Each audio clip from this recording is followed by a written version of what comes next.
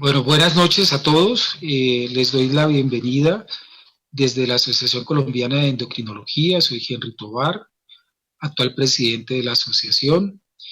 Esta noche, pues, queremos una vez más traer un tema de mucho interés a todos nuestros seguidores que han venido durante este confinamiento obligatorio, y la idea es que vamos a seguir activos durante este tiempo y el tiempo que nos corresponda. Este webinar lo hemos denominado Telemedicina y nuevas tecnologías en la época de la pandemia del coronavirus. Al hablar de tecnología, pues se hace implícito saber que hay muchas formas de reinventarnos para poder estar presente en todas nuestras actividades. La Asociación de Endocrinos se ha caracterizado por reunir un gran número de personas para programas de educación médica mediante nuestros simposios regionales, mediante los cursos y congresos internacionales, pero resulta que ahora pues no podemos hacerlo. Ahora estamos eh, limitados por una razón muy fuerte, que es la de preservar la vida y disminuir así todas las implicaciones desde el punto de vista humano y económico que esto implica. Entonces, esta forma de utilizar estos medios es reinventarnos para adaptarnos a las condiciones actuales y poder seguir llegando a un gran número de profesionales. Para esto hemos invitado al doctor Diego Hernández, actual viceministro del Ministerio de Conocimiento, Innovación y Productividad. A todos nos suena un poquito raro el nombre, pero el doctor aquí nos va a explicar un poco de qué se trata, y al profesor Sebastián Eslava, que es el director de transferencia y uso del conocimiento. Ellos van a hacer una actividad introductoria que tiene que ver con algunas propuestas que a nivel de estos ministerios se están haciendo en cuanto a innovación, ciencia y tecnología, y que en el campo de la salud pues se vienen muchas cosas que nos pueden traer muchos beneficios a toda la comunidad médica en general.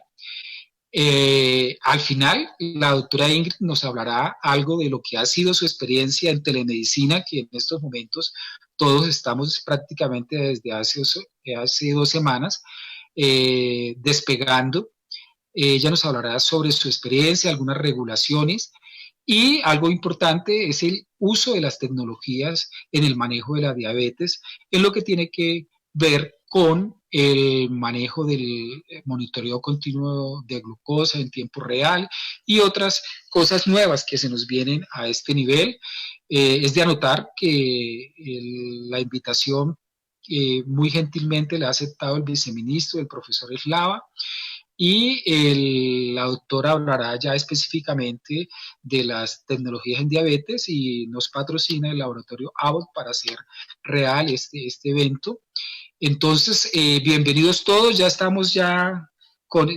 tenemos algunos seguidores, entonces vamos a ser muy puntuales. Entonces le doy la palabra al doctor Diego Hernández para que nos explique qué novedades y en qué consiste el viceministerio que él dirige. Muchas gracias. Sí, doctor Henry, muy buenas noches y lo mismo que a toda la audiencia que está conectada. La doctora Ingrid Stephens, también muy buenas noches, muy complacido de compartir acá esta presentación en este webinar con el apoyo de ambos laboratorios. Lo mismo al profesor Sebastián Eslava, quien es el director de transferencia y uso del conocimiento del Ministerio de Ciencia, Tecnología e Innovación, el cual pues queremos hoy que conozcan, digamos, cuál fue esa transformación que tuvo Colciencias el año anterior para transformarse en el nuevo Ministerio de Ciencia, Tecnología e Innovación, y estoy a cargo, como lo dijo el doctor Henry, del Viceministerio de Conocimiento, Innovación y Productividad. Entonces, vamos a colocar la presentación para hacer esta presentación de lo que es el ministerio, y fundamentalmente, además de dar a conocer el ministerio, queremos que el país y que la audiencia conozca cómo vamos a trabajar nosotros en este nuevo ministerio con el sector privado, con los hospitales, con las clínicas, con las industrias farmacéuticas, digamos que tienen que ser nuestro aliado en el tema de ciencia, tecnología e innovación. Entonces, esta presentación pues tiene ese propósito. Voy a presentarles las apuestas de ciencia, tecnología e innovación que hay en el Plan Nacional de Desarrollo, Pacto por Colombia, Pacto por la Equidad. Y debo señalar que es la primera vez que en un Plan Nacional de Desarrollo queda incluido un capítulo específico de ciencia, tecnología e innovación. Se llama Pacto por la Ciencia, la Tecnología e Innovación, un sistema para construir el conocimiento de la Colombia del futuro.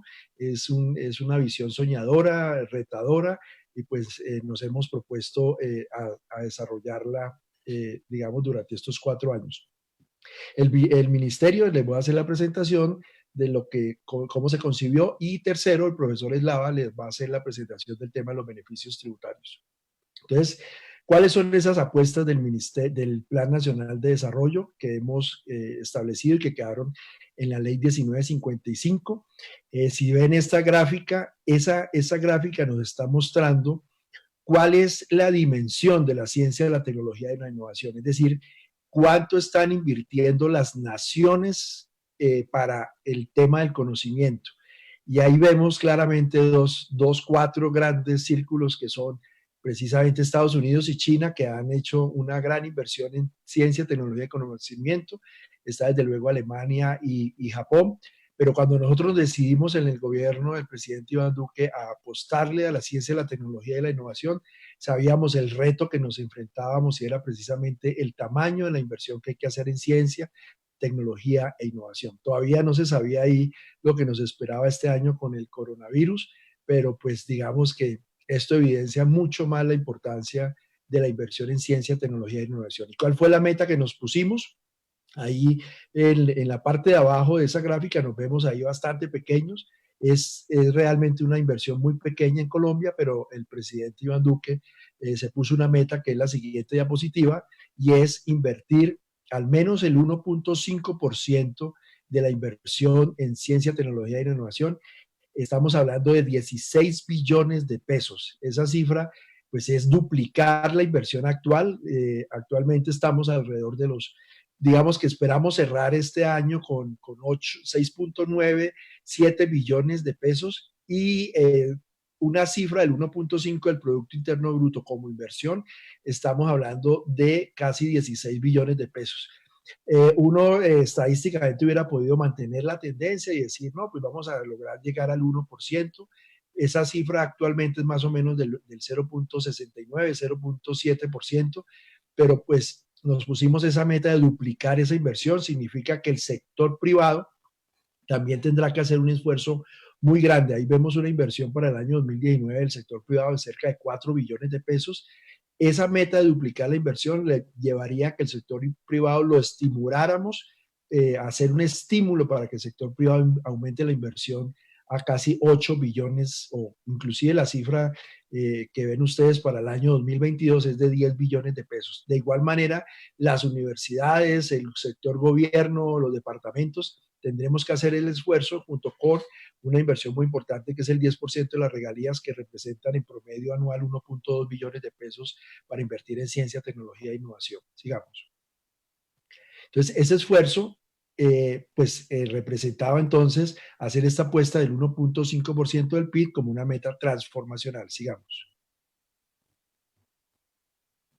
¿Cuáles son esas apuestas? El desarrollo de los sistemas, digamos, nacionales y regionales. Hay que fortalecer la región en temas de ciencia, tecnología e innovación. Aumentar la inversión es el segundo punto, y desde luego la tecnología se vuelve un factor determinante para el desarrollo productivo de una sociedad, y la innovación pública como un elemento fundamental. Y dentro de esa innovación pública está todo el tema de la transformación digital del Estado, que con esta situación del coronavirus, pues yo creo que a todas, tanto al Estado como al sector privado, las universidades y en general todo el sistema tendrá que trabajar mucho en este tema, utilizando la transformación digital que quedó también contemplada en el Plan Nacional de Desarrollo. Sigamos. Entonces, una de esas apuestas, el primer objetivo de ese Plan Nacional era el ministerio. Entonces, el ministerio, ¿qué pasó con esa creación? Sigamos, por favor. Entonces, la ley 1286 de 2009 había transformado el Instituto Francisco José de Caldas a departamento administrativo con una estructura muy básica de fomento de la investigación, una de desarrollo tecnológico e innovación y de mentalidad y cultura. Durante todo el año anterior hicimos la transformación al ministerio y pasamos de ser una entidad con una dirección, una subdirección y 3 direcciones a un ministerio con 2 viceministerios, el de conocimiento, innovación y productividad, que está a cargo mío con 2 direcciones, la generación de conocimiento y transferencia y uso del conocimiento, en la cual está a cargo el profesor Sebastián, que me acompaña, y el otro viceministerio es el de talento y apropiación social del conocimiento, en donde va a estar concentrado el tema de las capacidades a nivel territorial y de la formación de alto nivel de capital humano. Eso lo sacamos en un año, durante un año hicimos toda esta transformación y es hoy el Ministerio de Ciencia, Tecnología e Innovación que comenzó a funcionar desde el 5 de diciembre pasado. Sigamos. ¿Cuáles son digamos, órbita de valor o los criterios de valor de esta propuesta? Es impulsar obviamente la generación de conocimiento.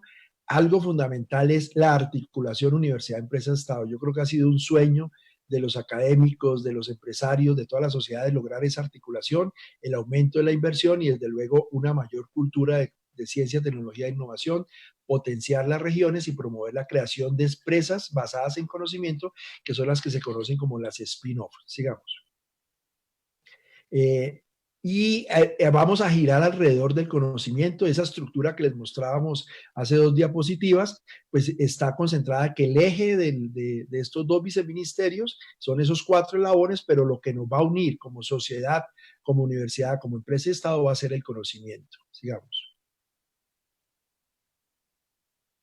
Y aquí está la estructura un poco más amplia, en donde pues vemos los 2 viceministerios y la demás estructura que corresponde al tema de administrativo. Pero en el lado derecho, en la parte superior de la pantalla, ustedes pueden ver ahí una dirección de inteligencia y recursos. ¿Qué va a pasar con esa dirección? Se va a convertir en una agencia que sea la promotora de la ciencia, la tecnología y la innovación y que maneje todo el tema operativo. Así funciona en muchos países del mundo y esa es la idea también de separar del ministerio esta agencia y convertirla en una unidad que sea promotora de la ciencia, la tecnología y la innovación desde el punto de vista de gestión de recursos y de operación de los mismos. Sigamos.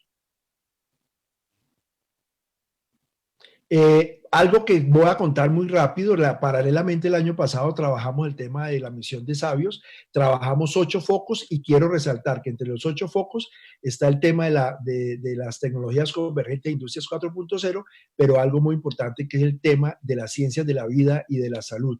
Entonces también hubo recomendaciones sobre ese particular y tenemos también como una hoja de ruta ese trabajo de la misión de sabios que fueron 8 focos. Sigamos. Ahí están los 8 focos. Eso fue un trabajo con varias universidades. Ustedes saben que hace 25 años se hizo la misión de sabios. Eran 10 personas muy intelectuales, muy capaces, pero hoy en día tenemos un gran desarrollo del conocimiento que nos permitió trabajar no solamente con los más de 40 sabios, casi 45, sino también con 10 universidades y una secretaría técnica y desde luego el Ministerio de Educación. Lideró esto la vicepresidenta, Colciencias y CETEX y desde luego las universidades. Sigamos. Ahí están los quienes hicieron parte de la misión de sabios, las recomendaciones, y quiero darle rápidamente el paso al profesor Sebastián para que presente entonces los beneficios tributarios y respetar de esta manera el tiempo tanto dado a nosotros como a la doctora Ingrid. Entonces, profesor Sebastián, para que por favor presentemos la estrategia de beneficios tributarios rápidamente. Sí, muy buenas noches a todos, gracias por la invitación. Bueno, un elemento para llegar a ese nivel de inversión fuerte para apoyar a las empresas son los beneficios tributarios en ciencia, tecnología e innovación. Este tipo de beneficios, el programa mejor de beneficios tributarios, lo que busca es incentivar la inversión privada en actividades de ciencia, tecnología e innovación. Esto es claramente recursos de la empresa para financiar problemas o solucionar problemas y crear valor a la organización en alianza con actores reconocidos por el Ministerio de Ciencia, Tecnología e Innovación. Este instrumento ya es una práctica mundial. 30 de los 35 países de la OCDE lo utilizan y ya Colombia empieza a analizarse cómo es su impacto en las empresas y En el análisis de noviembre del 2018, Colombia ocupa el cuarto lugar como el país que mayor beneficio tributario otorga a las empresas. Esto es medido en el retorno que tienen las organizaciones al invertir en este tipo de beneficios, al aprovechar mejor este tipo de beneficios. Y hay un elemento que quiero empezar. La toma de decisión de las empresas que son beneficiarias la realiza el Consejo Nacional de Beneficios Tributarios, el cual está compuesto por el Ministerio de Ciencia, Tecnología e Innovación, DIAN y Minacienta, Mincomercio, Ministerio de Tecnología de Información y las Comunicaciones, MINTIC, el DNP y 2 expertos en Ciencia, Tecnología e Innovación. Es el CNBT el que hace la aprobación. Por lo tanto, la resolución, podemos decirlo con una modestia, viene con fuerza de ley porque ahí está la DIAN sentada. O sea, ya esto pasó toda una serie de análisis en el cual han participado estas organizaciones del Estado y que generan este beneficio o esta resolución para las empresas que participen.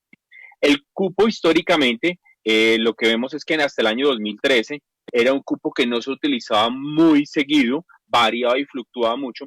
Sin embargo, desde el 2014 hasta el 2019 hemos visto que el cupo viene siendo utilizado de una forma constante, resaltando que desde el año 2016 el cupo asignado versus el cupo otorgado por el Consejo Nacional está siendo igual, es decir, lo que asignamos es el cupo que había sido aprobado.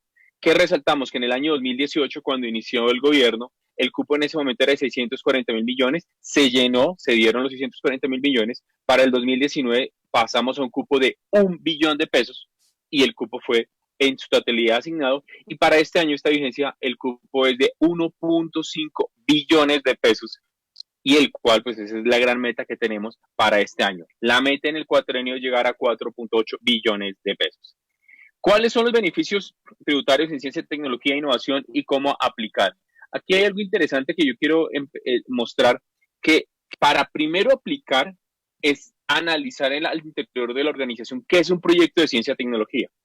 Estos proyectos que nosotros podemos mirar pueden ser de 3 tipos. Pueden ser de investigación, desarrollo tecnológico o innovación. Aquí, pues, por ejemplo, voy a darles un ejemplo. En el caso de investigación, puede ser investigación básica que genera un nuevo conocimiento, o puede ser investigación aplicada que aplico ese conocimiento para mirar alguna solución, o también algún desarrollo experimental.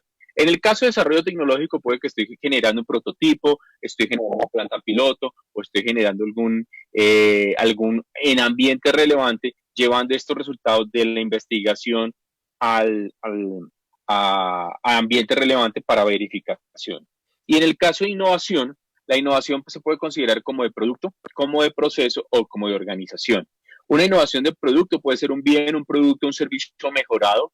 Una innovación de proceso, también la de proceso, es que genero nuevas formas más eficientes en las cuales hago mis actividades y al interior de la organización en el cual estoy embarcándome en nuevos desafíos que quiera mirar, la forma como me relaciono con los proveedores, la forma interna como, por ejemplo, puedo distribuir tareas, cómo internamente puedo manejar mi cadena de suministro. Son ejemplos de tipos de investigación, desarrollo tecnológico e innovación que tenemos.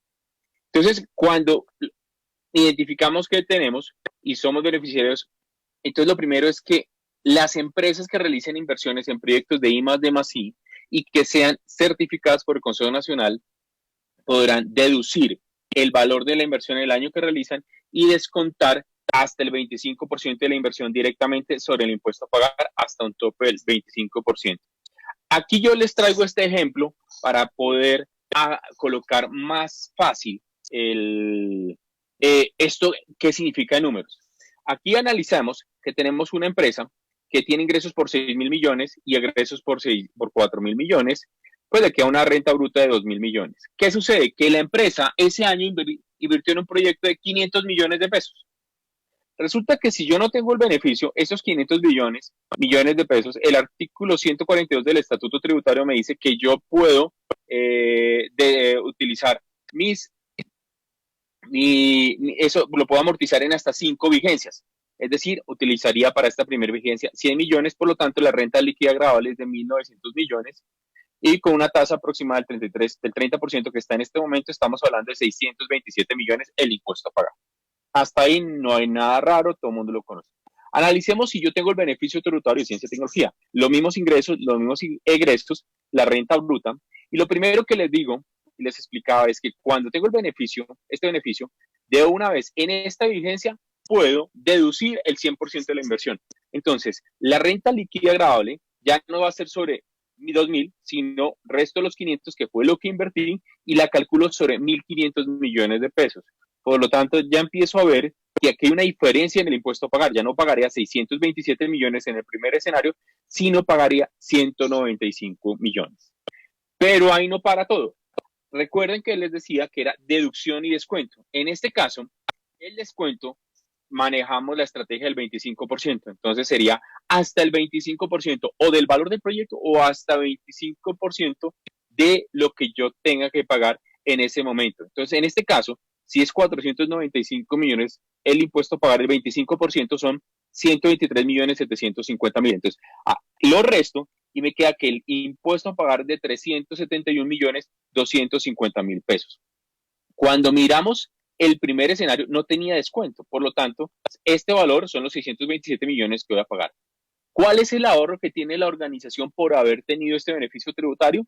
En este proyecto el ahorro ya en materia fiscal es de 255 millones 750 mil pesos. Estamos hablando alrededor de un 52% de la inversión la estoy recuperando ya por el descuento, los beneficios que hay en el impuesto de renta. Agreguémosle a esto los beneficios que hay a la organización por el proyecto que están haciendo. Por eso es que un principio decía, son proyectos para la organización, proyectos para mejorar la organización, proyectos que la organización requiere y que le puede generar un valor agregado en sus bienes, productos y servicios. Y para cerrar, pues el 25% de 500 millones son 125 millones. Aquí solo utilicé 123 millones 750 mil. ¿Qué sucede? Que ese 1.250.000 no se pierde.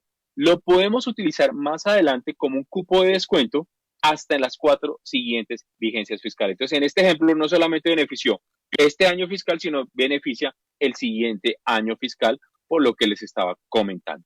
Entonces, continuando acá, entonces, ¿qué hemos identificado? Que este ejercicio está muy bien, muy útil para empresas que presentan una ganancia líquida. ¿Qué hemos identificado? A través del Plan Nacional de Desarrollo, lo que quisimos es este instrumento de beneficios tributarios, generar una diversificación del mismo y buscar que una mayor cantidad de empresas o en actividades de ciencia, tecnología e innovación lo puedan aprovechar.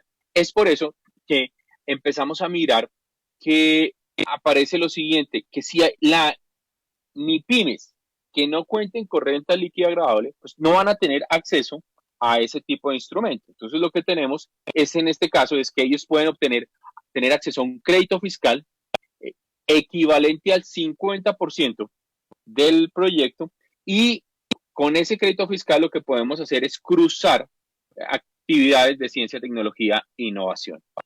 Estamos aquí. Sí, algo interesante. En caso de que cruzamos impuestos y me queda algún saldo a favor, lo podemos presentar. También podemos tener dentro del Plan Nacional de Desarrollo la vinculación de doctores a las empresas. Esta vinculación de doctores a empresas es cuando incorporamos doctores graduados en el país o con títulos reconocidos por el Ministerio de Educación en Colombia que se hayan sido contratados después del 25 de mayo. ¿Qué es lo que sucede? Va a tener el mismo manejo que tienen los proyectos. Pero, ¿cuál va a ser el valor agregado acá? Que vamos a tener un subsidio aproximadamente del 25% de la remuneración durante 7 años. Ese 25% lo vamos a manejar de lo que me cuesta el doctor en mi impuesto de renta para hacer descuento directo. Vamos a hacer un poco más rápido, Sebastián, por favor. Sí. Y también para el talento humano que participa en los proyectos están los ingresos no constitutivos de renta o ganancia ocasional. Ese talento humano que ustedes tienen en la organización participando en estos proyectos, ese reconocimiento que las empresas le hacen, pues lo podemos manejar para que en el impuesto de renta que ellos presentan se convierta como ingreso no constitutivo de renta y o ganancia ocasional. Y por último, para lo que tenemos, cuando realicen proyectos con instituciones de educación o centros de investigación o desarrollo tecnológico, la importación de equipos va a tener exención del pago de IVA. Y aquí, pues, Y por último, empresas que estén interesadas en hacer donaciones para financiar proyectos de ciencia, tecnología e innovación, lo que vamos a tener es que esa donación también va a tener ese mismo manejo, descuento, deducción y descuento. Deducción del 100% del valor de la donación y descuento del 25%.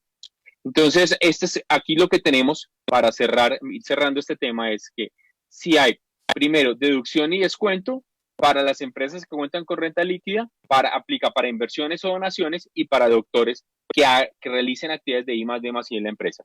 Y para el otro caso es para MIPYMES que no cuentan con renta líquida gravable o que se cogen de manera voluntaria el impuesto simple, lo que van a hacer es el crédito fiscal y TIDES, y que ampliaría para inversiones en proyectos de ciencia y tecnología y también la remuneración de doctores.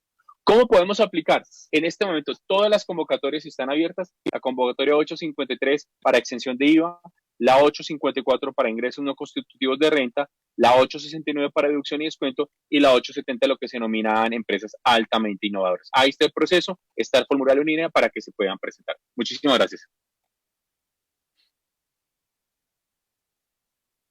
Muchísimas gracias, profesor Eslava. Y a continuación, la doctora Ingrid Stephens, miembro de número de la Asociación Colombiana de Endocrinología, y entrando ya en el tema de la telemedicina y las tecnologías en diabetes. Bienvenida, doctora.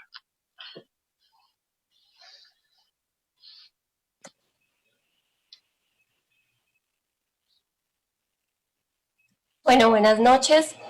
Yo les voy a contar hoy un poco cómo ha sido mi experiencia con el uso de la telemedicina.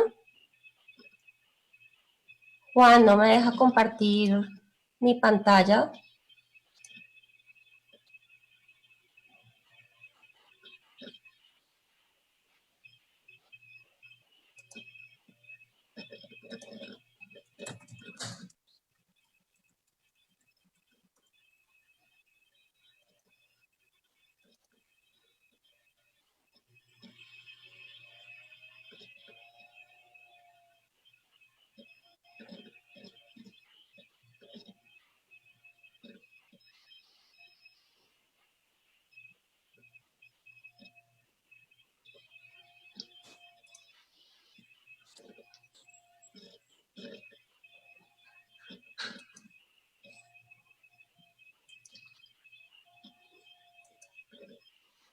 Ingrid, tú me dices, al final vamos a hacer una sesión de preguntas, entonces ya hay unas formuladas en el chat y espero que durante el transcurso de la conferencia de la doctora las vayan formulando. Bueno, pero ahora quiero poder comprar.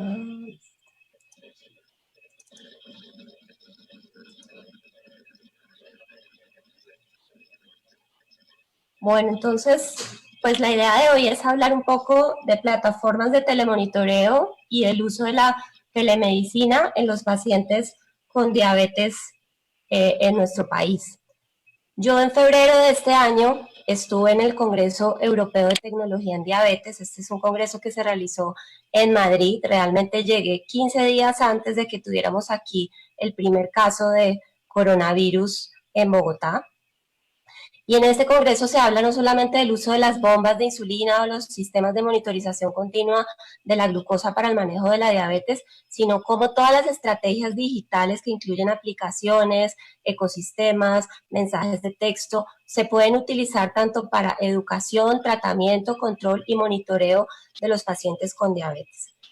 Y pues llegamos el primer caso de coronavirus el 6 de marzo y esto pues nos cambió la vida, nos cambió la forma de comunicarnos con nuestras familias y con nuestros pacientes. Y nos tocó dejar de hacer la consulta y la descarga de los datos de forma presencial y empezar a utilizar estas tecnologías para el tratamiento de nuestros pacientes. Desde el 18 de marzo, pues viendo lo que se venía, yo y sé que muchos de mis compañeros endocrinólogos empezamos a utilizar estrategias de telemedicina para el control de los pacientes con diabetes y en general para la consulta de nuestros pacientes de endocrinología. ¿Qué ventajas nos ofrece la telemedicina, pues en general y sobre todo en esta pandemia del coronavirus? Pues primero para los pacientes que tienen coronavirus y el ministerio así lo dispone también, pues ayuda al manejo de los pacientes de baja complejidad que se encuentran en tratamiento en casa.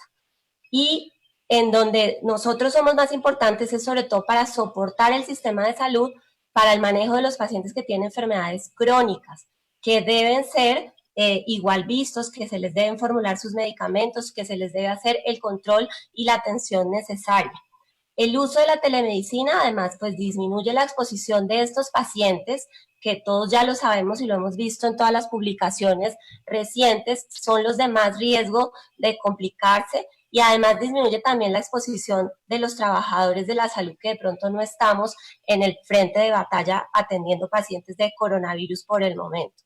El CDC, por ejemplo, recomienda que en este momento la telemedicina debe ser considerada como una parte muy importante en el soporte de los sistemas de salud ante esta pandemia. En general, la definición y la reglamentación de telemedicina en Colombia está muy bien estipulada en la resolución 2654 del 2019, pues se define todo lo que tiene que ver con telemedicina. Están las categorías como son la telemedicina asincrónica, la que es en tiempo real, los monitoreos remotos de los pacientes. La asincrónica, que es la que yo estoy aplicando, pues se puede hacer cuando yo estoy cara a cara con el paciente, que es la que se llama interactiva, o cuando hay un médico o un profesional de la salud que también hace parte del tratamiento, es cuando se llama teleexperticia.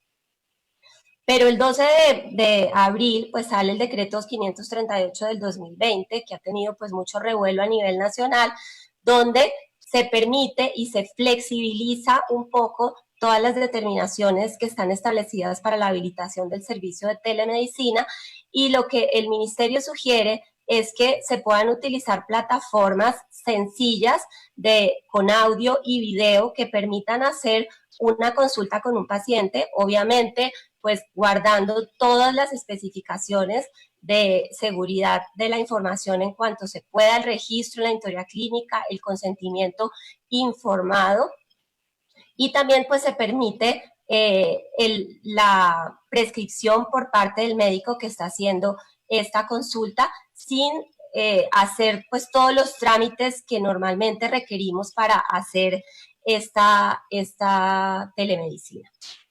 Aquí viendo un poquito los datos del coronavirus, que seguramente los hemos revisado en todas estas semanas en múltiples webinars y en los artículos que han salido publicados, pues sabemos que la población de pacientes crónicos que vemos los endocrinólogos y seguramente los que están escuchando este webinar, pues son las que más riesgo tiene de complicarse. Sabemos que una gran parte de los pacientes que se infecten con el coronavirus se van a recuperar, pero hay un porcentaje que no es despreciable, de un 15%, que pueden llegar a tener síntomas severos y requerir hospitalización, y hasta un 5% que pueden requerir manejo en cuidado intensivo.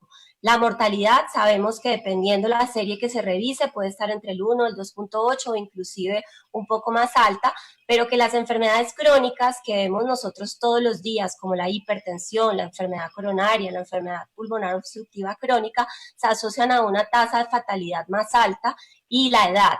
La mayoría de mis pacientes están en uno de estos grupos, o son diabéticos, o tienen hipertensión, o son obesos, o tienen resistencia a la insulina, o tienen osteoporosis y son mayores de 70 años. Viendo lo que se venía, por eso fue que decidí empezar a implementar, pensando en la seguridad de mis pacientes, tratando de disminuir la exposición de ellos al máximo y que pudiera mantener y asegurar la cuarentena, y pues también pensando en disminuir la exposición y poder dedicarle tiempo en este momento también a mi familia, que sabemos que tenemos los niños en casa y que a veces es difícil manejar esta situación.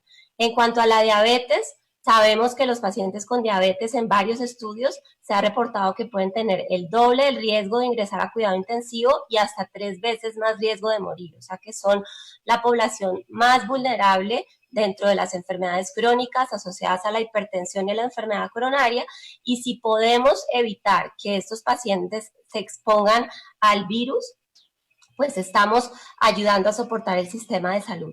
¿Cuáles son las razones por las cuales la diabetes aumenta El riesgo, pues son múltiples. Sabemos que la diabetes presenta alteración de la respuesta inmunológica, que muchos de los pacientes con diabetes tienen su glicemia mal controlada y esto también empeora el pronóstico, y que además la mayoría de nuestros pacientes tienen obesidad y resistencia a la insulina, y estamos viendo cada vez más datos que nos muestran cómo la obesidad se asocia con mayor riesgo de complicaciones.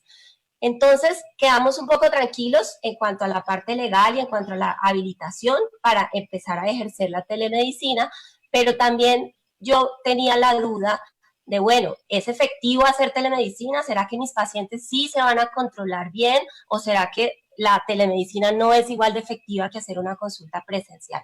Y revisando este tema, pues encontré que hay múltiples publicaciones acerca de telemedicina en manejo de enfermedades crónicas, no solamente en diabetes, pero en diabetes hay bastantes, y pues les voy a mostrar un poco de la evidencia.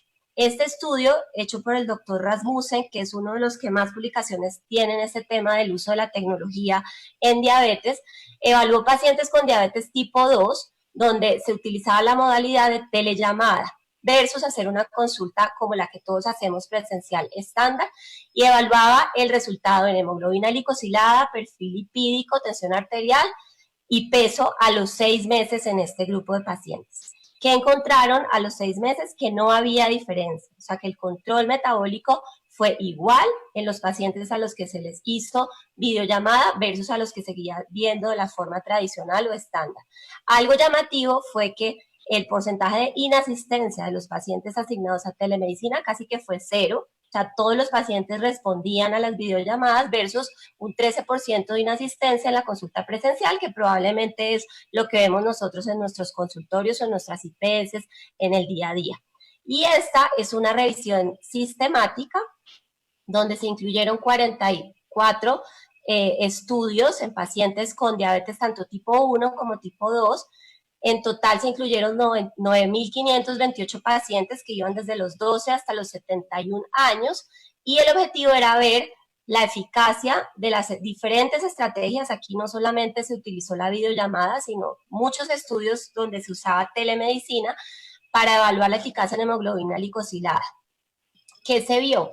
Que 22 estudios favorecían, o sea, mejoraba la hemoglobina glicosilada en los pacientes que estaban con alguna estrategia de telemedicina, y en 32 no se encontró diferencia, pero no le fue peor a la telemedicina. Es decir, que si vamos a ejercer telemedicina, probablemente nuestros pacientes no se van a descompensar y van a controlarse inclusive un poco mejor, o por lo menos van a estar igual que con una consulta presencial. ¿A quiénes les iba mejor con la telemedicina? Sobre todo a los mayores de 40 años, a los diabéticos tipo 2 y en la modalidad de teleconsulta.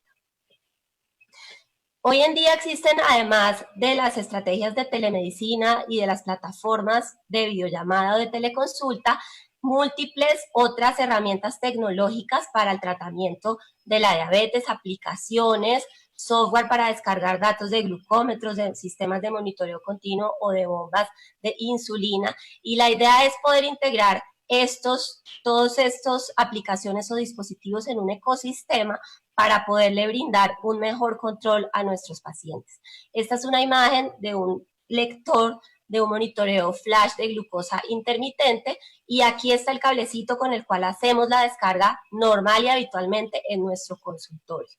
Generalmente, cuando tenemos las lecturas de un monitoreo continuo de glucosa, pues no podemos hablar de estos dispositivos sin hablar que esto se debe estandarizar y masificar para que se convierta en la lectura como la de un electrocardiograma, en la cual todos los médicos, tanto los especialistas, endocrinólogos, diabetólogos, como los médicos de atención primaria, sean capaces de interpretar los datos de un sistema de monitorización continua de glucosa, sea el que sea, y por eso se realizó este consenso que cada vez se actualiza.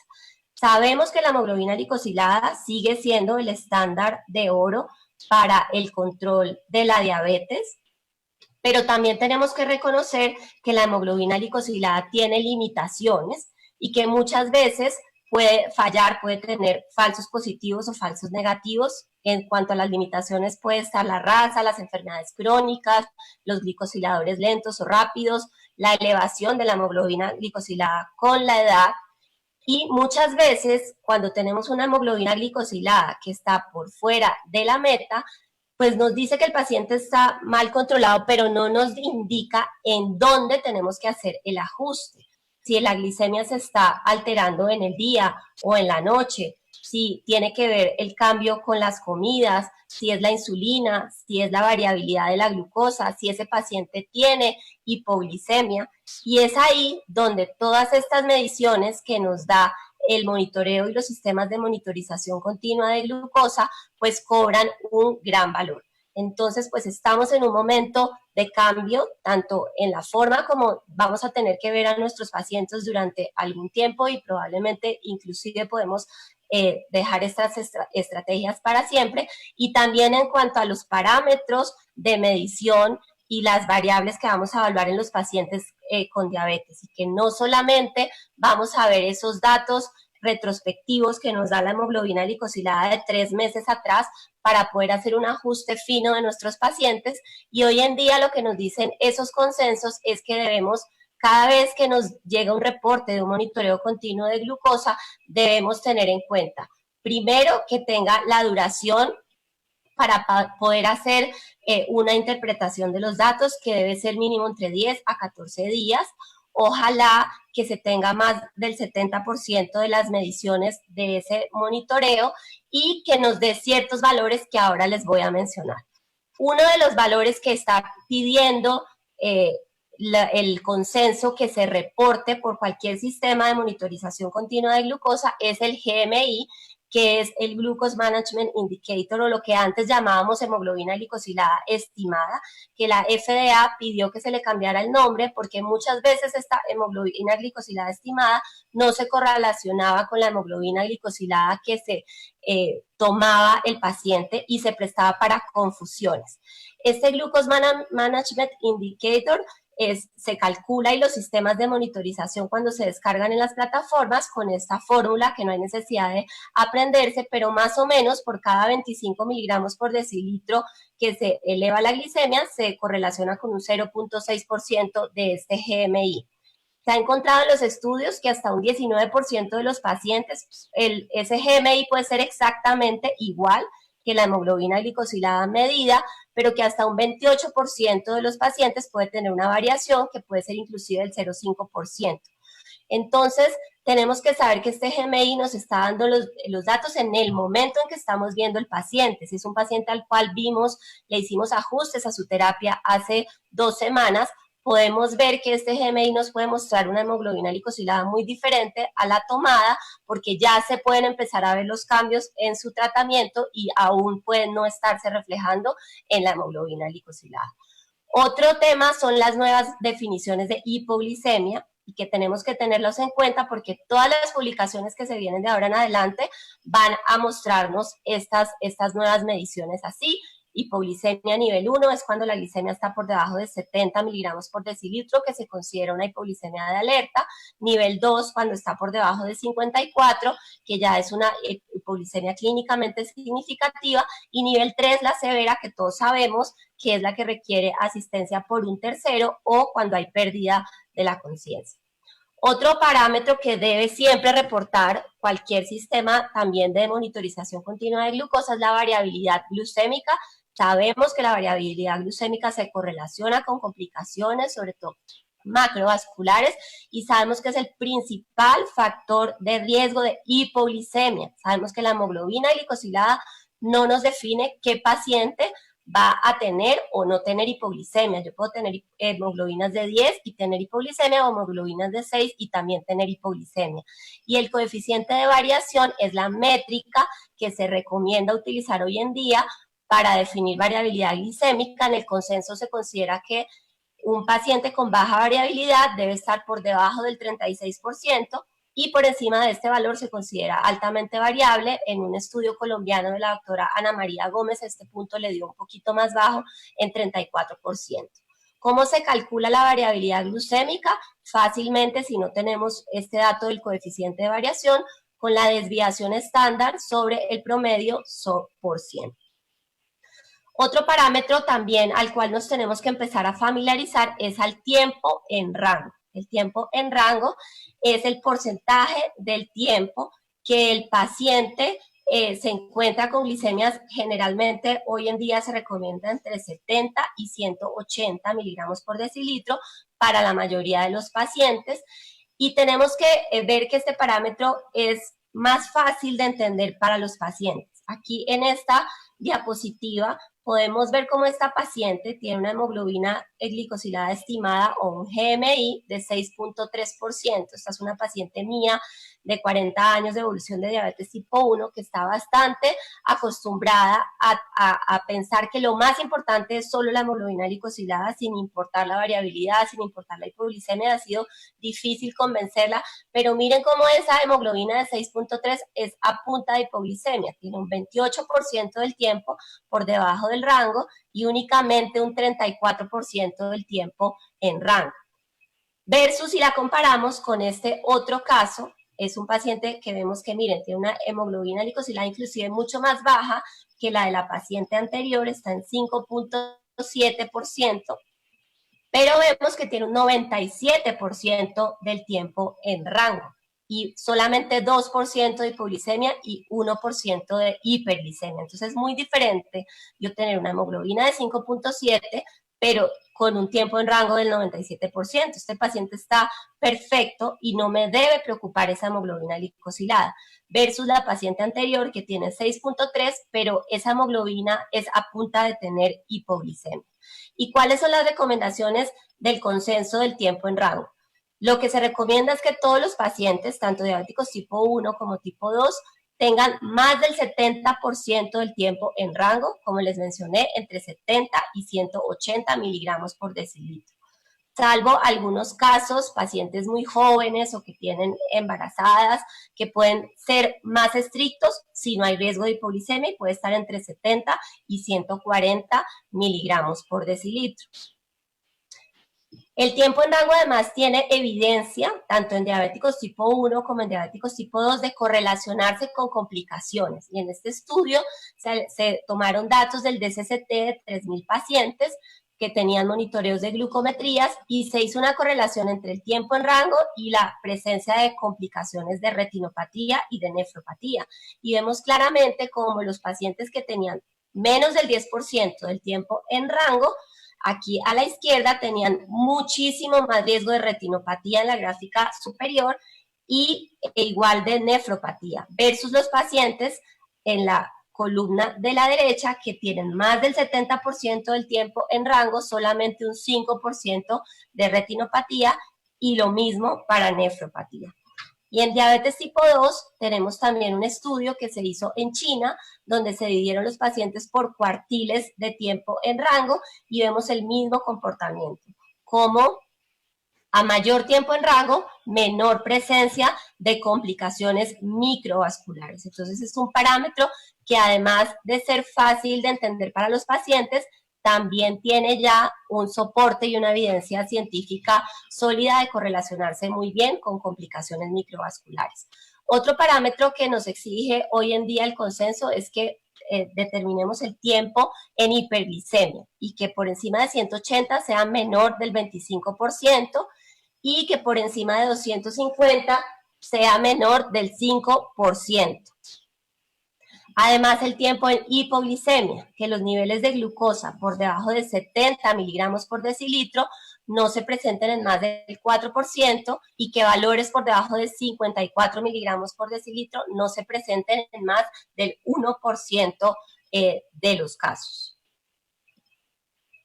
Obviamente, individualizar este tiempo en rango también en poblaciones especiales, como por ejemplo los pacientes mayores o los pacientes que tienen múltiples comorbilidades. Podemos ser un poco más flexibles y bajar esta meta de tiempo en rango a más del 50%, no del 70% como se utiliza habitualmente. Y en embarazo, pues estas métricas también son diferentes.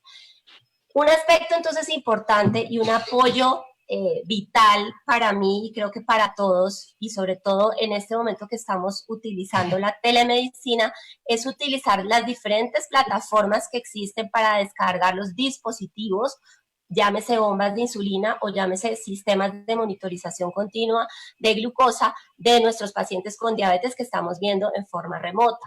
Este es para mostrarles, por ejemplo, la página de Medtronic, donde los pacientes que tienen bomba de insulina con este CareLink Personal pueden descargar sus datos, nos mandan la clave a los médicos y nosotros podemos ver la misma descarga que podemos hacer en el consultorio y podemos hacer también una consulta por telemedicina de un paciente que esté en bomba de insulina.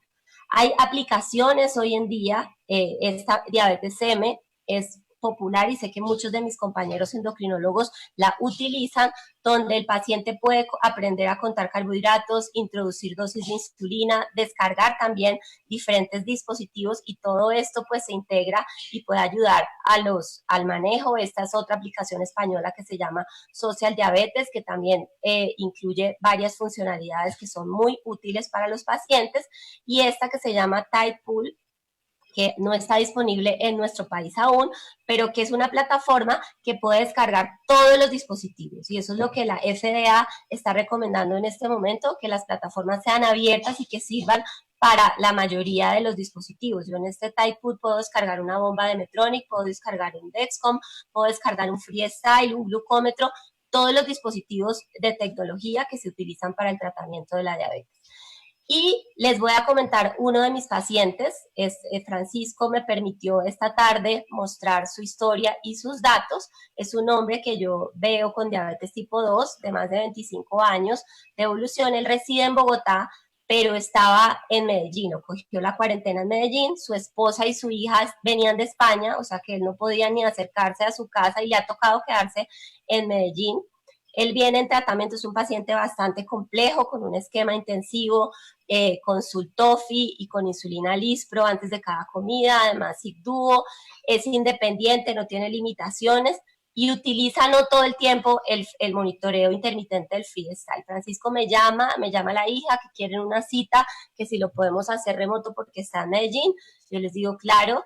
Le pregunto, Francisco, ¿estás utilizando en estos días el sensor? Me dice, no, doctora, no lo estoy utilizando. Le digo, no, cómpralo. Me dice, ¿pero qué hago en Medellín? Le dije, no sé, hay unas farmacias virtuales, entras y lo pides y que te llegue. Le llega el sensor, nos comunicamos con la representante de Audi, nos hace el favor de hacerle todo el entrenamiento para que Francisco descargue en Medellín sus datos. Y aquí es un poco para mostrarles cómo entramos los médicos a esta plataforma. Si es la primera vez que vamos a entrar, entramos a esta página de LibreView, que es la plataforma para poder descargar este Freestyle libre. Está en la nube, entonces permite que los médicos estando lejos podamos tener acceso remoto a los datos que el paciente ha descargado. Si el paciente utiliza el lector, el paciente lo debe bajar en su computador, pero si el paciente utiliza de pronto la aplicación del celular, que sabemos que también hay una aplicación para el celular, y el paciente ha aceptado la conexión del médico, cada vez que el paciente pues se pase el celular, también nosotros podemos tener por una aplicación que se la llama Libre Link Up, podemos tener acceso a los datos, obviamente, si el paciente pues ha autorizado esto. Nos registramos, aparece pues que si es una cuenta de un profesional sanitario, aceptamos ahí, decimos que sí. Y pues ahí le ponemos el país, si es en Colombia, pues obviamente todos estamos en Colombia. Nos sale un clic para que aceptemos esto de protección de datos que siempre nos lo pide cualquier plataforma. Y pues ponemos nuestro correo electrónico, nuestra clave, y con esto tenemos pues nuestra cuenta. Lo verificamos y ya podríamos empezar a descargar datos si el paciente está directamente en nuestro consultorio, o si el paciente está remoto, podemos ir aquí a esa figurita de arriba a la derecha, donde está como una figurita de una personita con una cruz, e invitar al paciente. Anotamos el nombre del paciente, su fecha de nacimiento y su correo electrónico, y al paciente le llega en ese momento una invitación para que decida si quiere aceptar los datos de su médico. Una vez el paciente acepta esta invitación, pues ya nosotros tenemos el paciente en nuestra lista de pacientes y podemos acceder a estos datos. Acá entonces podemos ver cómo tenemos los datos entonces de mi paciente. Él realmente yo nunca lo había visto de forma remota, siempre lo había visto presencial y nunca le había enviado la invitación porque él no descargaba los datos, siempre los bajábamos en mi consultorio. Pero realmente no fue difícil que una persona de 74 años que maneja un correo electrónico y un computador descargara los datos y aceptara la invitación y pudimos pues analizar lo que estaba pasando con él. Estas son las variables que normalmente podemos ver, las metas entre 70 y 180, el umbral de azúcar bajo en 70 y el umbral de azúcar alto en 250. Y este es el primer pantallazo que vemos cuando ya descargamos los datos del paciente o cuando el paciente los descarga en su computador y ya nosotros tenemos acceso. Vemos entonces este primer pantallazo que es el AGP o el perfil de glucosa ambulatorio, que también la recomendación es que cualquier plataforma en la que se descargue un dispositivo, ojalá que los datos se presenten en este formato del AGP, precisamente para estandarizar, para que aprendamos a leer este monitoreo como si estuviéramos leyendo un electrocardiograma, que todos los médicos sabemos cómo leer un electrocardiograma. Entonces aquí podemos ver en un pantallazo de 24 horas lo que está pasando en 14 días. Aquí arriba vemos cómo el paciente lo venía usando desde el 26 de marzo hasta el 8 de abril, que fue la consulta. Lleva 15 días, o sea que lleva suficientes días para que podamos hacer una interpretación de los datos. Aquí vemos el GMI, que es lo que llamábamos antes hemoglobina glicosilada estimada arriba, que está en este caso en 7.3%. Y lo primero que tenemos que ver es si hay algún patrón, un patrón de hiperglicemia, un patrón de hipoglicemia, si hay variabilidad de la glucosa y en qué momento del día se está presentando, si es algo constante o si es algo que de pronto fue por omisión de una dosis de insulina o porque el paciente no hizo un buen conteo de los carbohidratos. Estos son los datos de Francisco. Vemos como los primeros días que él se volvió a colocar el monitoreo venía con la glucosa alta, de hecho esa era una de sus preocupaciones. Y pues el empezar a utilizar nuevamente el sensor realmente a él le sirve mucho porque él empieza a darse cuenta en realidad cómo está su control y cómo impactan las comidas. Él a veces es bastante desjuiciado con la dieta y usar el sensor, miren aquí en la tercera fila, como ya los valores de glucosa están bajando si los comparamos con los primeros 2 días que el paciente se empezó a poner nuevamente el sensor. Y vemos cómo a medida que avanzan los días, pues ya el control mejora, inclusive hay un poquito de tendencia a la hipoglicemia en la noche. Todo esto pues porque probablemente al ver que estaba haciendo hiperglicemia, él empieza a ser más juicioso con los medicamentos, a ser más juicioso con la dieta y persisten solamente algunos picos postprandiales después de desayuno y después de almuerzo. Acá vemos en este pantallazo lo que les digo, el tiempo en rango. Para él en ese momento, el 8 de abril, tenía un tiempo en rango del 62%, que de pronto no es lo ideal, hablábamos que es ojalá del 70%, pero probablemente si lo vemos ya la otra semana y vemos ya los nuevos parámetros, de pronto este tiempo en rango ya haya mejorado. Y la importancia de que esto esté numérico es que podemos ver cómo va cambiando a través del tiempo. Vemos que la hipoglicemia en él no es un aspecto pues importante a pesar de la edad y a pesar de estar con esquema intensivo de insulina. Y acá podemos ver el coeficiente de variación. Entonces estamos viendo todas las métricas que el consenso nos recomienda en esta plataforma y vemos cómo pues él para ese momento tenía un coeficiente del 50% que está alto y pues probablemente por esos picos y esas excursiones postprandiales que a veces se iban bastante altos es que nos da una alta variabilidad. Esperemos a ver cómo se comporta esta próxima semana. Entonces realmente las recomendaciones que yo le hice a este paciente pues fueron todas basadas en este perfil ambulatorio de glucosa y en estos datos que nos brindan las plataformas de descarga de estos sistemas de monitoreo continuo de glucosa. Las plataformas entonces son una herramienta útil para optimizar el manejo de nuestros pacientes con diabetes.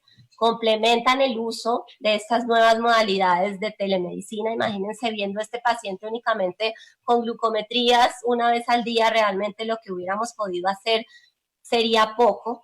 Y lo importante es la estandarización de la interpretación para que sea de masivo uso y para que los médicos sepan qué es lo que tienen que ver y sepan cómo optimizar la terapia con estas métricas. Esto, pues, para concluir, no es la especie, no es la especie más fuerte la que sobrevive ni la más inteligente, sino la que mejor se adapta al cambio, y esto, pues, era lo que yo tenía para presentarles. Y Henry, ya te doy la palabra para las preguntas. Muchas gracias, Ingrid, y al doctor Diego y al profesor Slava. Muy interesante. Y algunas preguntas así para poder ser acordes con el tiempo para el doctor Diego Hernández. ¿Cómo hacemos para que todos estos proyectos sean más accesibles a los médicos? Que los médicos que tienen la opción de hacer empresa, ¿hacia qué sitios se dirigen y qué tipo de asesoría reciben? Sí, nosotros precisamente esos estímulos que presentó el profesor Sebastián tienen como objetivo de que estos proyectos, digamos, de la utilización de las tecnologías, tanto de la tecnología dura como los software, puedan ser implementados en los consultorios, en las clínicas, y esas inversiones que realice el médico o que realice la institución pueden ser beneficiarios de los proyectos. Desde luego que nosotros tenemos también algunas modalidades, sobre todo en las clínicas, que ya afortunadamente están teniendo investigadores que están utilizando y probando todo este tipo de tecnologías. Esos proyectos que realicen las instituciones prestadoras de servicios de salud o hospitales universitarios también hacen parte de estos proyectos de ciencia, tecnología e innovación. Entonces, por lo tanto, ahí puede haber una gran oportunidad para implementar estas herramientas. Hoy en día, con esta situación de la pandemia, se vuelve indispensable poder tener ese acceso. Yo creo que el ejemplo que nos ha dado la doctora Ingrid es más que evidente, la importancia de la utilización, pero también la efectividad de la misma. Entonces, en ese sentido, esos estímulos, pues son, digamos, nuestra oferta que tenemos actualmente, y se hace parte, digamos, como grupos de investigación en las clínicas, pueden aplicar a las convocatorias que se hacen desde el ministerio para participar en presentar proyectos o iniciativas que tengan este tipo de, digamos, de deseos de implementar estas tecnologías en los hospitales universitarios. Doctor, ¿hay un sitio específico para el cual los colegas que tengan esos proyectos empresariales se puedan dirigir directamente? www.minciencias.gov.co, la página, y en oferta institucional, las convocatorias que hay, ahí se pueden mirar digamos, esos proyectos. Nosotros tenemos con cámaras de comercio unos proyectos de innovación en donde también, digamos, podrían aplicarlas, digamos, sobre todo las IPS, y hay que mirar el tema de los consultorios, que yo creo que también nos toca, como con base en esta experiencia, también llegar a las unidades o a los consultorios para que también desde la casa un médico pueda tener, digamos, la posibilidad de este tipo de beneficios para implementar. Pero en principio está muy orientado hacia la parte institucional, pero ahí pueden encontrar las convocatorias de innovación que se ofrecen desde parte del ministerio. Muchas gracias, doctor. Para Ingrid específicamente, ¿qué otras plataformas están disponibles para los consultorios particulares para ofrecer telemedicina? En el caso mío, yo pertenezco utilizo plataformas que son ya institucionales, pero ya en el caso de que esté en mi consultorio como lo estás haciendo, ¿qué plataforma utilizas y qué otras existen? Que aquí algunos nombraron algunas, pero para que nos resumas un poquito ese aspecto. Bueno, yo pues no es que sea experta tampoco en plataformas, y pues antes de empezar el webinar estábamos comentando un poco el tema de la seguridad de las plataformas y de la confidencialidad de los datos y de la historia clínica. En este momento, pues por la emergencia en salud, está un poco flexibilizado y lo que el ministerio indicó en la resolución es que podemos utilizar cualquier plataforma sencilla con audio y video, donde igual si se hace toda el consentimiento informado, que en este momento puede ser inclusive verbal, pero donde se le explique al paciente la modalidad en la que se va a realizar su consulta, los beneficios, los riesgos que puede tener, el paciente acepte, se le explique la logística de cómo va a ser la prestación del servicio y se mantenga pues toda la reglamentación en cuanto a seguridad, que pues es la misma que utilizamos en nuestros consultorios de identificación adecuada del paciente para evitar suplantación, y el registro de la historia clínica, que no sea modificable, que sea segura. Pues se puede utilizar una plataforma en este momento como WhatsApp o como Zoom o como Teams. Yo en la institución en la que estoy, pues está el Teams de la Fundación Santa Fe, y en mi consultorio, pues en la consulta de mi práctica privada, estoy adscrita a Doctoralia y Doctoralia tiene una plataforma para teleconsulta. Pero realmente, pues la mayoría de los pacientes que vemos a veces son mayores, no manejan tanto aplicaciones, y realmente muchas veces nos toca por videollamada de WhatsApp o inclusive por llamada telefónica en algunos casos. Yo la mayoría las he podido hacer o por Zoom o por videollamada de WhatsApp, y ya recientemente estoy utilizando la plataforma de Doctoralia y en la Fundación Santa Fe la plataforma de Teams, pero pues que esa plataforma es institucional y la Fundación también tiene toda la habilitación. Realmente yo con esto pues ya hice la novedad para habilitar el servicio de telemedicina y poder cumplir con todos los requisitos, pero pues en este momento inclusive las empresas de medicina prepagada para las que yo trabajo nos han enviado correos donde nos autorizan a utilizar plataformas como videollamada de WhatsApp mientras se mantenga el registro en la historia clínica y mientras el paciente tenga y reciba el consentimiento informado de la modalidad y acepte esta forma de hacer la consulta.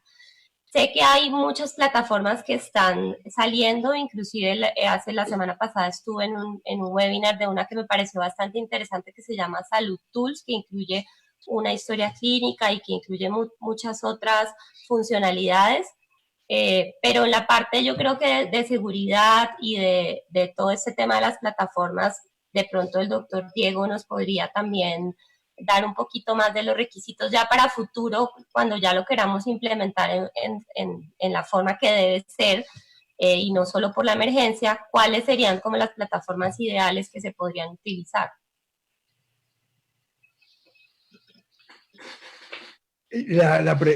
Digamos, la introducción de la doctora Ingrid tiene que ver mucho con el tema de seguridad.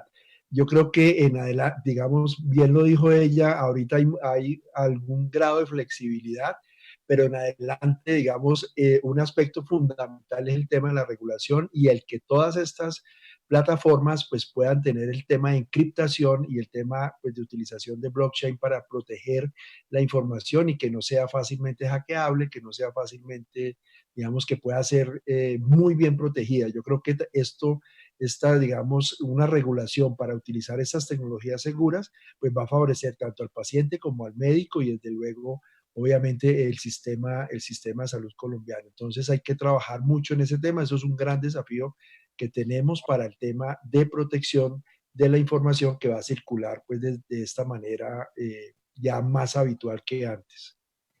Bueno, ya casi para terminar, Ingrid, claro, estas tecnologías para el monitoreo de los pacientes realmente son excelentes. El caso de Francisco, tu paciente, puede uno establecer exactamente qué variabilidad, qué tanto tiempo en rango está o no está, y esto permite hacer el ajuste de todo ese esquema terapéutico que tenía Francisco, pero realmente ¿están todos los pacientes capacitados para esto? Aquí alguien me escribía, si hay pacientes que no saben leer, no escriben, no llevan glucometrías, mucho menos tienen un correo electrónico, estas plataformas no están disponibles en los sitios más alejados de Colombia, y es muy importante ya que tenemos acá un representante, digamos, de toda esta parte de innovación y tecnología, ¿cómo hacer? Primero para Ingrid, para seleccionar el paciente, y segundo para el doctor, ¿cómo hacemos para que el gobierno realmente se interese más por un lado, en llevar esta tecnología a los rincones apartados, que es donde realmente tiene validez la telemedicina. Esto ahorita es por nuestra contingencia. Nosotros como médicos preferimos ver, tocar, examinar al paciente y no queremos que los prestadores de salud malinterpreten esto más adelante y el mensaje no sea válido. El mensaje es: hacemos telemedicina por la contingencia, hacemos telemedicina a lugares apartados donde la posibilidad de que llegue un especialista es muy remota. Pero una vez esto se normalice, nosotros preferimos hacer nuestra consulta con el paciente y no queremos que se institucionalice la teleconsulta. Y obviamente, pues esto tiene ciertas cosas que apenas estamos viendo. Algunos prestadores nos están pagando igual el valor de la teleconsulta a la consulta presencial, pero otros no. Entonces, tenemos que analizar muchos aspectos. Entonces, para Ingrid, en resumen, ¿qué características debe tener el paciente? Se debe seleccionar bien para no que quede con herramientas y no las sepa utilizar y perdamos el recurso. Y para el viceministro es cómo hacemos para que el Estado entienda que esto debe llegar más a esos rincones apartados, y el objetivo de la telemedicina es en estas emergencias y también luego, ya cuando estemos todo normalizado, es que llegue a esos sitios remotos y en qué condiciones. Para finalizar, entonces, las dos preguntas. Bueno, pues lo primero es mencionar que telesalud no es únicamente usar estas plataformas, y que telesalud es una herramienta que podemos utilizar, por ejemplo, para educación. La mayoría de la gente tiene un celular a donde le puede llegar un mensaje de texto, y hay estudios que demuestran que brindar educación en enfermedades crónicas, solamente mandando mensajes de texto, de recuerde tomarse sus medicamentos, de cambios en estilo de vida, tienen impacto súper positivo en el manejo de las enfermedades crónicas. Muchas veces para estas enfermedades nosotros hacemos reuniones de educación para los pacientes donde les explicamos qué es la diabetes, cuáles son las complicaciones, cómo usar la insulina. Las herramientas tecnológicas y digitales también nos pueden ayudar, inclusive en una ciudad como Bogotá, donde tú citas a un paciente a que venga a una reunión y está trabajando, se metió en un trancón, y realmente estar todo el día en el hospital puede ser difícil, inclusive estando en una ciudad. ¿En qué pacientes se pueden utilizar? Por ejemplo, un monitoreo continuo de glucosa como freestyle, realmente en cualquiera, pensaría yo, porque realmente el freestyle es muy sencillo de utilizar. Generalmente cuando el paciente pues se va a colocar el sensor, recibe una educación de cómo colocarse el sensor, que tampoco es muy complejo, y si no tiene un celular, pues tiene el lector, y el lector le muestra, solamente se tiene que escanear. Eso mejora la adherencia, evita los pinchazos, el paciente no tiene que llevar un libro de glucometrías que muchas veces pueden ser inclusive inventadas para complacer al médico. Y si pues no tenemos la opción de que el paciente descargue los datos, pues en la nube, yo creo que hoy en día pues en muchos sitios, yo entiendo que hay sitios donde no, pero tenemos en los consultorios una conexión a internet. Entramos a la plataforma y descargamos en la consulta presencial los datos. Como yo les mencioné, este paciente que yo vi hoy tiene 74 años. Es un paciente de Bogotá, pero no es un señor que esté acostumbrado a bajar aplicaciones, a entrar mucho a internet. Tiene correo electrónico y ya. Y realmente fue sencillo que él entendiera, que recibiera mi correo, que aceptara y que descargara. Es entrar, registrarse y conectar con el cablecito amarillo del lector, y eso se descarga prácticamente solito. Y que el paciente acepte para que el médico tenga acceso a los datos. Y ya el análisis de los datos pues depende de que nos actualicemos un poquito en la estandarización de la lectura del monitoreo. Realmente cada vez hay más personas que tienen un teléfono celular, cada vez hay más personas que tienen datos, cada vez hay más acceso a mensajes de texto. Entonces yo pienso que la tecnología llegó, y como hablamos hoy, es la revolución, la cuarta revolución industrial, y no debemos tampoco subestimar el acceso a la tecnología, inclusive en los sitios remotos. Gracias, Ingrid. Sí, totalmente de acuerdo. Esto llegó para quedarse.